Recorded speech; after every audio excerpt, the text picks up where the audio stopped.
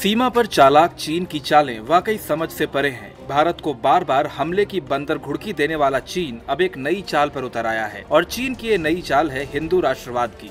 जी हाँ, चीन ने भारत चीन बॉर्डर पर जारी तनाव के लिए हिंदू राष्ट्रवाद को जिम्मेदार ठहराया है। ये बात वाकई हैरान करने वाली है। आखिर दो देशों के बीच सीमा पर जारी तनाव भला हिंदू राष्ट्रवाद की वजह से कैसे हो सकता है, लेकिन चीन तो चीन ही ठहरा। चीन के सरकारी अखबार ग्लोबल टाइम्स ने हिंदू राष्ट्रवाद के नाम से अखबार में आर्टिकल छापा है और कहा है कि इसी वजह से दोनों देशों में युद्ध के हालात पैदा हो सकते हैं।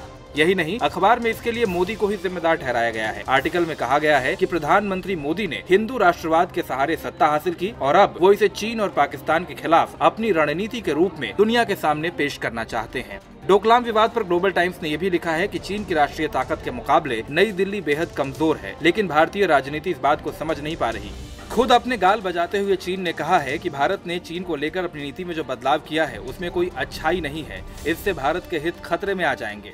ग्लोबल टाइम्स में भारत के आंतरिक मुद्दों को और हवा देने की भी कोशिश की गई है। लेख में लिखा गया है कि मोदी के पीएम बनने के बाद से भारत में भावनाएं भड़की हैं और मोदी सरकार कुछ भी नहीं कर पा रही। यही वजह है कि 2014 के बाद से भारत में मुस्लिमों के खिलाफ हिंसा बढ़ी है। लेख में ये भी कहा गया है कि 1962 में चीन के हाथों मिले शिकस्त को कुछ लोग पचा नहीं पा रहे हैं और इसीलिए भारत चीन को उकसाने की कोशिश कर रहा है।